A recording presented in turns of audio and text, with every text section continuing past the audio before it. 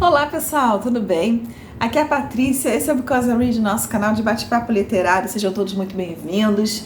Estamos aqui hoje para conversar sobre A Montanha Mágica, que é um livro que estava na minha lista de leitura, né? Está na minha lista de leitura de 12 livros para 2024. E é um livro que eu já queria ler há muito tempo, né? Mas antes da gente começar a conversar sobre eles, vou pedir para você não esquecer de deixar o seu curtir, né? Já vai logo aí, já curte. Se inscreva no canal se você gostar do nosso bate-papo, para você acompanhar aqui as nossas trocas literárias. E dizer que eu sempre deixo aqui embaixo os links da Amazon para os livros que eu mostro aqui para vocês. Se vocês quiserem adquirir os livros, pedir para vocês utilizarem nosso link, porque ajuda o canal a continuar andando, a caminhar, a crescer, tá bom? E também que eu sempre deixo aqui na descrição do vídeo o link para o nosso perfil no Instagram, nosso grupo no Facebook e nosso grupo de leitura conjunta no WhatsApp, tá bom? Então a gente vai conversar um pouquinho hoje sobre A Montanha Mágica de Thomas Mann, um livro que eu já queria ler há muito tempo, desde que meu primeiro contato com Thomas Mann, há alguns anos atrás, numa leitura conjunta de Doutor Fausto, eu fiquei muito assim motivada, porque foi uma daquelas leituras, sabe aqueles momentos assim que você olha para trás? Momentos marcantes da minha vida literária. A leitura de Doutor Fausto foi um deles. Foi assim, parece que abriu uma outra porta para aumentar meu universo literário, né? Tipo assim, literatura pode ser isso. Eu fiquei assim muito encantada, vamos dizer assim, muito marcada, né? Não foi uma leitura fácil de jeito nenhum, mas eu fiquei muito impressionada com a escrita, com a obra, né, de Thomas Mann. Então, desde logo que eu terminei Doutor Fausto, eu comprei Montanha Mágica, porque eu queria ler, e acabou ficando na estante. E aí esse ano, no final do ano, quando eu estava fazendo minha listinha de leituras para 2024, eu resolvi botar a Montanha Mágica como meta, tipo assim, desse ano não passa.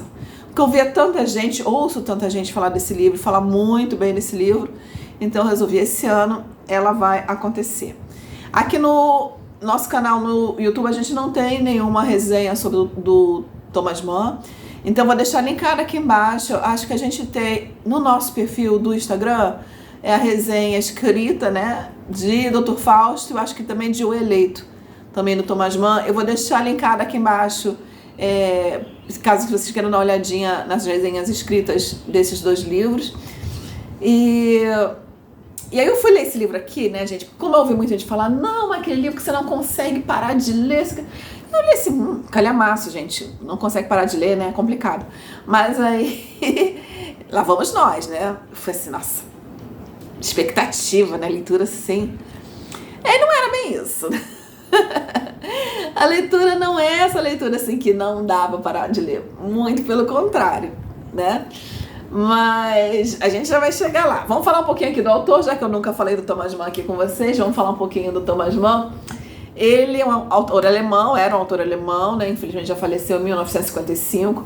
Ele nasceu em 1875 na Alemanha, né? E teve, né, como profissão ser novelista, ensaísta, né? E em um determinado ponto da vida ele teve que sair durante a Segunda Guerra Mundial, ele teve que sair da Alemanha e se refugiou nos Estados Unidos e acabou ganhando a cidadania americana. Lá também ele produziu vários trabalhos e ele é um ganhador do Nobel de Literatura. Ele é um prêmio Nobel de Literatura pelas suas obras A Montanha Mágica, Os Buddenbrook, que se Deus quiser eu vou estar lendo aí, vou colocar nas minhas metas do ano que vem, e A Morte em Veneza, que eu não li ainda, mas também é uma leitura mais fininha. Estou pretendendo até fazer essa leitura antes de ler Os Buddenbrook. E ele ganhou o Nobel em 1920, vamos lá, 1929, Nobel de Literatura por essas obras. Bom, então, o que é o enredo aqui do nosso livro? O nosso livro aqui, o enredo dele, ele vai tratar de um período, a gente vai vivenciar um período da vida de um jovem alemão chamado Hans Castorp, né? É um jovem alemão, assim, com seus 23 anos, quando começa a história, né? Engenheiro, ele acabou de se formar em engenharia, ele já tem um emprego garantido na empresa de construção naval como engenheiro. Ele é de família de classe alta, burguesa, alemã, né? Assim, tem família na política, industriais, né? Pessoas importantes, influentes, né? Na sociedade alemã. E ele é órfão também, né? Ele perdeu seus pais jovens, primeiro a mãe, depois o pai, aí foi criado pelo avô, que também, em determinado ponto, faleceu. E aí foi morar com o tio, né? E com a família do tio, a esposa, os filhos. E um desses filhos do tio, o Joaquim, que eu vou chamar de Joaquim porque a pronúncia dele em alemão é complicadíssima, o Joaquim está internado, está sendo hóspede, vamos dizer assim, de um sanatório nos Alpes Suíços chamado Berghof, para tratamento de pessoas com doenças crônicas, mas em especial doenças respiratórias, no caso tuberculose, né, no caso do Joaquim. E aí ele resolve, antes de começar o trabalho dele, ir visitar o primo, ficar com o primo, que é um primo-irmão, né? Ele foi criado junto com esse Joaquim, mais ou menos da mesma idade que ele. E aí ele resolve visitar o Joaquim, fica lá por 3 semanas. E ao mesmo tempo é um descanso para ele, né? É um momento assim, vamos descansar para começar uma outra etapa da minha vida. E aí lá vai Hans Casper, pega o trenzinho, vai subindo, sobe até a cidade de Davosplatz, né? Que é a cidade mais perto de onde fica, porque é bem no meio dos Alpes Suíços mesmo, onde fica esse sanatório. E aí ali desce, pega uma carruagem que vai levá-los até o sanatório. E é aquele lugar lindíssimo, né, gente? Maravilhoso, assim, a natureza exuberante, né? Tanto é que o nome é esse, a Montanha Mágica, né? E a gente vai ouvir muito na narrativa aqui sobre esse lugar, nas diferentes estações do ano, os diferentes passeios que o Hans Castorp faz, né? E é uma coisa muito bonita, muito interessante essa parte da narrativa, que eu pelo menos acho, né? E aí o enredo é isso. E aí ele chega lá, o que acontece? O primo dele é aquela pessoa toda assim. O primo dele escolheu a carreira militar, é tenente, mas ainda não conseguiu assumir seu posto porque teve que se internar para cuidar da tuberculose. A princípio ia passar também só algumas semanas e acabou que já está lá quase 1 ano, então o primo dele não está feliz de estar lá ainda, porque ele está doido para assumir a carreira dele, né? E está ali focado no tratamento. Então o primo dele não se preocupa muito em interagir com as pessoas, com o ambiente, com nada. Ele trata todo mundo com educação, mas ele está ali para se tratar e para poder ir embora. E o Hans Castorp, eu vou chamar de Castorp só porque, né? Ou Hans, porque senão fica cansativo. O Castorp tá lá com atitude diferente, né? Pra ele aquilo ali é férias. Ele é uma pessoa mais aberta que o Joaquim, né? Ele é meio que uma esponja, né? Pronta para absorver informações. E aí ele tá ali, ele começa a fazer amizade com as pessoas, começa a aproveitar o lugar, né? E acaba arrastando o primo junto.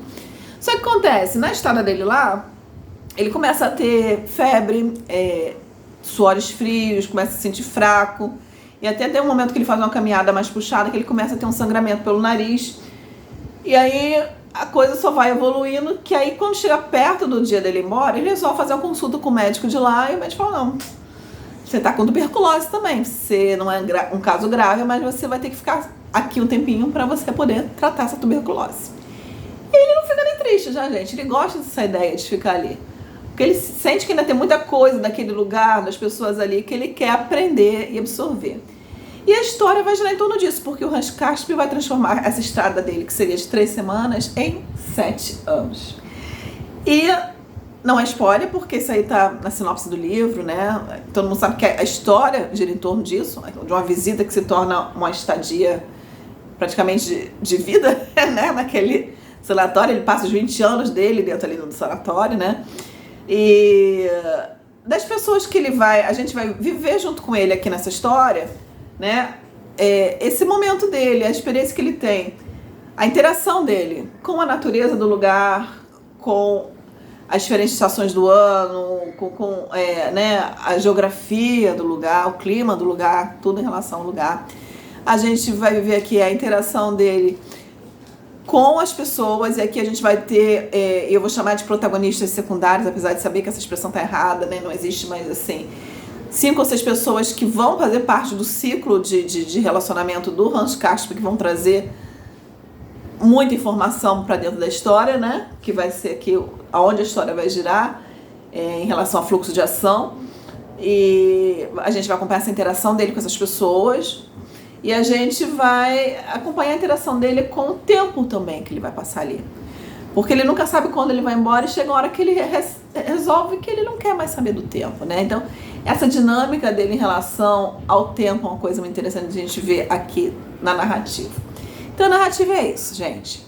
E aí, falando de narrativa, aí vamos voltar àquela história. Não, porque eu li sem parar. Não, pra mim não é uma leitura que assim fluiu, eu li sem parar, não. Muito pelo contrário, foram 2 meses e meio lendo esse livro. E, de novo, não é um livro ruim, muito pelo contrário, gostei muito dessa leitura, pretendo reler um dia. Mas, assim, é uma leitura lenta, não é uma leitura rápida, né? E não é aquela leitura de grandes acontecimentos que você fica curiosa para saber o que vai ser o próximo. Não. É uma leitura constante. Ela não vai trazer emoções intensas, ela vai trazer reflexões. E mais ainda, por isso você vai ter que, pelo menos eu, né? Vai ter que ler num ritmo mais tranquilo para poder absorvendo, porque apesar de não ser uma narrativa com grandes emoções, é uma narrativa densa, né, até um determinado ponto. E o que mais a gente tem que falar, né? É considerado um romance de formação, né, que eles chamam de Bildungsroman, né? Bildungsroman, assassinei agora alemão, né, que é um romance de formação. Mas não porque acompanha ele desde a infância, mas porque acompanha um estágio que ele chegou lá, né? Ele chegou, essa pessoa, esse jovem, com a mente, assim, pouco trabalhada, pouquíssimo trabalhada, porque viveu uma vida reclusa, não é reclusa, era reclusa a palavra que eu queria lembrar isso. Uma vida muito reclusa, muito solitária, ele não tinha amigos, ele foi criado por pessoas mais velhas, e aí, assim, ele não tem muita experiência de vida, né? E ele chega lá e aí ele vai conhecer pessoas, ele vai interagir no ambiente, e o próprio ambiente em si vai fazer ele, eu não vou dizer que crescer, mas se transformar, se modificar, né? Ser uma outra pessoa. As informações que ele vai absorvendo, as experiências que ele vai vivenciando vão transformar ele numa outra pessoa, né?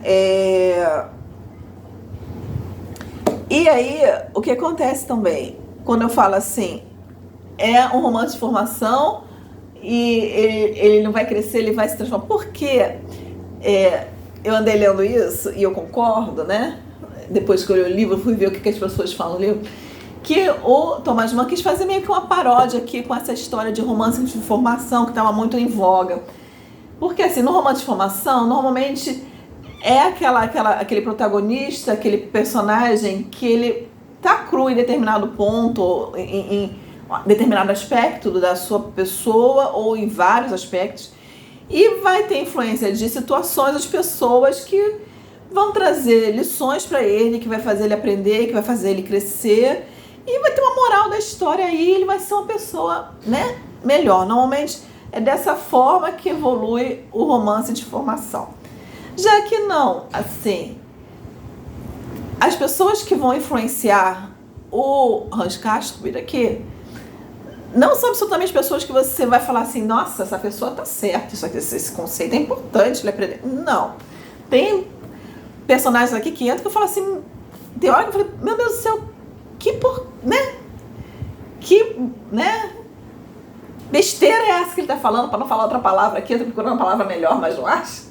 Que besteira é essa que ele tá falando, gente? O Hans Castorp tava ouvindo esse monte de besteira. Pelo amor de Deus, o que é isso, sabe?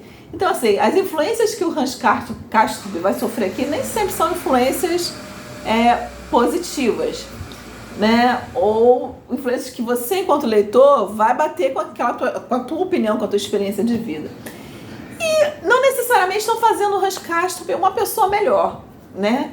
A gente não entende. O próprio narrador, né, ele define o Hans Castorp aqui como um jovem medíocre. Quer dizer, ele é um jovem inteligente, ele é um jovem que teve acesso ao conhecimento, mas na personalidade dele não é uma personalidade de grandes feitos, sabe? De se tornar uma pessoa de grandes pensamentos, de grandes ideias. Não é. Ele só vai absorvendo as informações, vai desenvolvendo raciocínios, mas não por isso vai se tornar um grande homem, entendeu?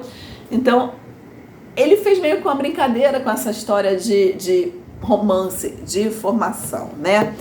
E outra coisa na narrativa que a gente percebe né, e é uma das razões porque essa leitura para mim teve que ser uma leitura lenta, porque ela teve que me pegar no momento que eu tava muito tranquila emocionalmente, sabe? Assim, o dia que eu não tava muito legal, assim, que o meu dia tava mais agitado, eu não lia. Por quê? Porque ela vai trabalhar muito com o tema da morte, né? Ele tá num sanatório onde muitas pessoas já estão em fase terminal de doença, e naquela época, lembrando que a tuberculose não tinha cura, né? Era um tratamento muito assim, pouco efetivo, né? Era descanso, uns chás, não tinha muito um tratamento efetivo para a tuberculose nessa época que essa história se passa, nos idos de, né? Primeira, segunda década do século XX, né? E aí a gente vai para trabalhar muito com a morte, né? E não que o Thomas Mann trabalhe isso aqui de forma pesada, mas ele também não se preocupa em, né? Não é também totalmente leve, não, né? A gente vai acompanhar pessoas moribundas, a gente vai acompanhar o Hans Casper acompanhando pessoas em seus momentos finais, e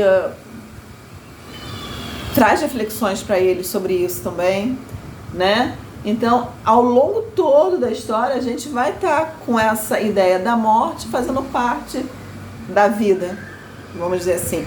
E, né, e não é só pessoas mais velhas falecendo, né? Aquela morte natural, aquela morte de criança falecendo, de jovens na flor da idade, adolescentes falecendo dessa doença, né? Então, tem essa ideia da morte também, que não é tratada de uma forma assim, sofrida, vamos dizer assim, mas também é um assunto bastante pertinente, bastante presente dentro da história, né? Então, como eu já falei, né, ele começa essa história aqui como, eu diria assim, uma esponja seca, né? E aí ele vai se enchendo, vai começar a inflar, porque ele vai começando a receber informação, ele vai começando a ter experiências. E assim, gente, o Hans Casper adora essa história dele aqui. Na verdade, ele se sentia muito perdido no mundo, vamos dizer assim, da planície, né? Na vida dele normal, porque assim, nada tinha sido, tudo que aconteceu na vida dele até esse momento, nada tinha sido decisão dele, conclusão dele, ele tinha sido levado até aquele momento da vida dele, em ser um engenheiro, em trabalhar na indústria naval, e aqui ele começou a ouvir diferentes opiniões, diferentes ideias. E a gente vai falar só um pouquinho agora, né, pra gente completar essa resenha, desses personagens que fizeram parte na vida do Hans Casper nesse período que ele teve no sanatório. Primeiro a gente vai falar de Joaquim, né, que é o primo dele, que é aquela pessoa que representa aqui dentro da história a regra, né, a responsabilidade, o comprometimento, a regularidade, né, aquela pessoa toda certinha. E é a pessoa que no momento que ele chega no sanatório ele tem mais afinidade, porque ele foi criado dentro desse meio, né? A gente vai ter então também a Cláudia, que é uma russa, casada, né? Mas ela tá ali sozinha se tratando. E ela vai ser, o Hans Casper vai se apaixonar por ela e ela vai representar aqui dentro da história, pelo menos no meu entendimento, né? Instinto. E vamos perceber o seguinte, o Hans Casper, ele não é aquele personagem que trabalha muito com sentimento. Ele sempre vai deixar a razão, né, como todo bom, né, germânico, né, alemão e, né, o pessoal assim mais do norte da Europa, ele vai trabalhar com a razão, né? Então ele vai se apaixonar pela Cláudia e a gente vai ouvir muito falar dessa Cláudia aqui, até de uma forma cansativa, né? Mas aí vai representar aqui o instinto, o sexo, né? O corpo, a forma física, né? E a Cláudia vai trazer isso para ele, a sensualidade, né? A liberdade de ser, de deixar a sua sexualidade fluir, né? Deixar-se ser sensual, né? Ele é um jovem, ele tem 23 anos, né? Mas ele é todo certinho e com a Cláudia ele vai abrir um pouco espaço para esse lado dele. A gente vai ter o Settembrini, que é uma pessoa que a gente conhece logo aqui no início, que é um senhor italiano, anarquista, né? Faz parte da maçonaria, né? E cheio de ideias humanistas, né? E uma pessoa que não crê em Deus, mas precisa de revolução, precisa que tudo mude. Mas um homem muito inteligente que vai e que toma o Hans Castorp como pupilo, e ele quer convencer o Hans Castorp das suas ideias, das suas ideologias, ele quer passar o legado dele para o Hans Castorp, né? Então a gente vai ver ao longo do livro Settembrini doutrinando o Hans Castorp. E para contrabalançar o Hans Castorp, em determinado momento do livro, vai aparecer o Nafta.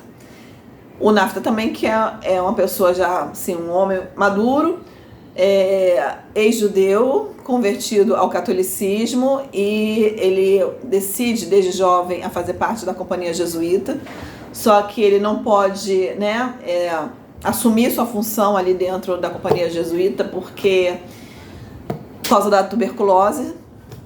E só que é um cara assim, gente, terrorista. Gente, aquele cara que é a favor da Inquisição, aquele cara, acho que assim, quem não absorve as ideias dele, que ele acha certo, tem que morrer mesmo. E aí o livro vai se passar muito aqui. Vai ter muito debate filosófico, político, social, né? Do Settembrini com Nafta e o Hans Castorp ali no meio, absorvendo todas as ideias. Isso torna a história às vezes um pouco cansativa, porque começa a ser repetitivo num determinado ponto. E honestamente, Patrícia, eu não conseguia acompanhar todas aquelas discussões, porque eles faziam muita referência a ideias filosóficas, a acontecimentos históricos que eu não tenho ciência. Alguns eu até procurei, mas não dava para procurar tudo. Então, às vezes eu li um trecho, eu tinha que reler para ver se eu entendia melhor, e às vezes eu simplesmente deixava passar, entendeu? E isso se repete várias vezes ao longo do livro. Em relação a Cláudia, é uma outra coisa que também fica repetitiva na narrativa, porque ele demora muito a se tornar proativo em relação a essa Cláudia. Então a gente passa muito tempo na narrativa lendo a cor da unha da Cláudia, e o Thomas Mann, que tem uma fixação por mão, eu não sei se isso tem algum simbolismo dentro da história, mas assim, a mão da Cláudia e o pescoço da Cláudia, o cabelo... Nossa, é muito tempo falando disso, gente. Mas vamos embora, vamos pra frente, né? Então a gente tem o Joaquim, a Cláudia, o Settembrini, o Nafta. Aí aparece um hedonista, que é o Peter Peperkorn, que é um holandês, um cara também já assim maduro, também se interna lá porque já tá assim nas momentos finais lá da doença dele, mas aquela pessoa que quer viver o dia, quer viver a vida, que valoriza a vida. Então aí vai trazer pro Hans Castorp o lado da vida, do momento, da emoção, para contrabalançar um pouco aquele lado da razão, da filosofia que o Nafta e o Settembrini estavam trazendo para ele, né? Então, e aí esse Peter Peperkorn, né, Menir Peperkorn, vai interagir também com o Nafta e com o Settembrini. E o livro tem alguns momentos assim de humor, né? O humor do Mann, que é um humor assim mais, né, fechado, mais seco. Mas alguns momentos que você ri bastante aqui com essas interações que acontecem aqui dentro do livro. Fica uma coisa muito engraçada, né? Essas interações. E aí, o que mais a gente vai ter aqui? E a gente vai ter também o Behrens, que é o médico-chefe aqui, que vai trazer para dentro da história, né, do Hans, desse momento de vida dele aqui, a ciência, porque ele faz o Castorp se interessar pela ciência, pelo funcionamento do organismo. Aí ele compra uma opção de livro, ele vai ler como o organismo funciona. Eu achei até que ele ia se tornar um médico aqui no final dessa história, porque tem um momento que ele se interessa muito por essa parte de fisiologia humana, né, e patologia, e é muito interessante ver ele, né, desenvolver essa história aqui. E a arte, porque esse Behrens, né, que eles chamavam de Radamanto, né, entre os pacientes aqui, Radamanto, se eu não me engano, dentro da mitologia, é um dos demônios, dos monstros que tem chaves lá do inferno, né, para liberar as pessoas de algum setor aí do inferno. Então eles chamavam de Radamanto, mas o Behrens aqui, ele é um pintor também, nas horas vagas ele pinta. E faz o Hans Castorp se interessar por arte também, né? Então é isso. Então você vai ver que esses personagens e a construção de personagem do Mann é impecável, né? Dá gosto de ver essa construção de personagem. Eu gosto de personagem bem construído, né? É impecável. E tem vários outros, tem muita gente dentro dessa história aqui. Você vai passando por elas e você vai observando, e você vai concordando ou discordando, e você vai vendo a interação do Hans Casper com elas. Então isso é o que torna a história interessante. Não tem muita coisa acontecendo aqui dentro, gente. Mas essa interação, é você refletir em cima das conversas, é você analisar as reflexões que o Hans Casper faz. Então a história é isso. E é muito bem escrita, tá? Então assim, o Hans Casper em si, ele não traz muita coisa para a história, mas é toda essa experiência dele que vai ser o foco, vai ser o protagonista da história, vai ser a experiência dele ali em cima. O livro para mim só pecou no final. Eu acho que no final, talvez porque Thomas Mann estivesse influenciado muito pelo clima de guerra, de pré-guerra, né? E a guerra sempre traz crise de valores, né, para uma sociedade. A Europa estava vivendo uma crise de valores. Ele embutiu no final do livro algo muito pesado, assim, algo meio que angustiante. Entra dentro do livro, parece que a planície chega na montanha, sabe? A planície chega na montanha com toda a maré, porque até então o Hans Casper não estava lendo nem jornal, sabe? Ele decidiu que ele se isolou ali, só que aí começa a guerra. E aí passou a ter uma agressividade entre as pessoas, um clima de violência, um antagonismo, uma falta de empatia, né? Aquele negócio entre o judeu e o não judeu, o antissemitismo, e aquilo ali chega dentro do sanatório, chega àquele lugar maravilhoso, aquele lugar de sonhos, e o Hans Casper é obrigado a voltar à realidade. Aí ele volta a ler os jornais, e aí a história termina. Só que eu acho assim, ele construiu tudo, né? Ele construiu o Hans Casper durante essa história, um romance de formação. E eu achei que o final talvez não tenha sido muito condizente com o personagem que ele construiu aqui dentro, né? O que o Hans Casper, como termina a história, como a história do Hans Casper termina, eu achei que não combinou com o personagem que ele criou aqui ao longo da história. Mas aí, vocês que já leram, me digam o que vocês acharam, se vocês concordam, se vocês não concordam. Mas foi uma história muito bacana. Thomas Mann e vale sempre muito ser lido. Agora, não se engane, não é uma leitura que você lê sem parar. Eu, pelo menos, não li sem parar. 2 meses e meio, lembrem disso. Claro, gente, faço outras coisas da vida, né? Não só leio, né? Mas, assim, não foi uma leitura tão rápida assim. Apesar de ser uma narrativa muito bem estruturada, né? E pretendo reler em algum momento. E, bom, sobre adaptações, eu fui procurar se teve alguma adaptação para o cinema. Teve uma adaptação em 1982, que foi uma produção da Áustria, Itália, França e Alemanha Ocidental, né? Mas, assim, não ganhou muita repercussão, parece que foi bem fraca essa adaptação, então a gente nem ouve falar dela. Mas é isso, é uma história que merecia uma adaptação, viu? Merecia.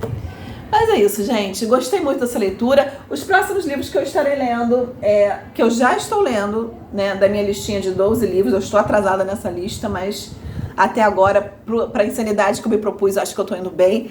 Quem quiser, eu vou deixar aqui embaixo linkado esse vídeo de 12 livros para 2024, para vocês verem essa minha proposta insana de leitura para esse ano. Mas vamos ver o que eu consigo. Então, eu estou lendo já. Eu peguei, assim que eu terminei a Montanha Mágica, O Tempo e o Vento, a parte 1, O Continente, volumes 1 e 2, né? Já estou assim uns 20% da leitura, amando essa leitura aqui. E estamos lendo na nossa leitura conjunta do Because I Read nos meses de junho e julho. Tá uma leitura muito bacana. A Ilíada, né, de Homero, que também faz parte dessa minha listinha de 12 livros. E tá sendo muito bom também, gente. Deixa aqui embaixo, mais uma vez repetindo o link para o nosso grupo de discussão da leitura conjunta. Ainda dá tempo, se você der uma corridinha, a gente já cumpriu a segunda meta essa semana, então assim, dá tempo de você correr atrás de prejuízo, quiser participar, tá bom? E é isso. Muito obrigada aí pela atenção de vocês. Não esqueça de deixar o seu curtir, se inscrever no canal e até a próxima. Tchau, tchau.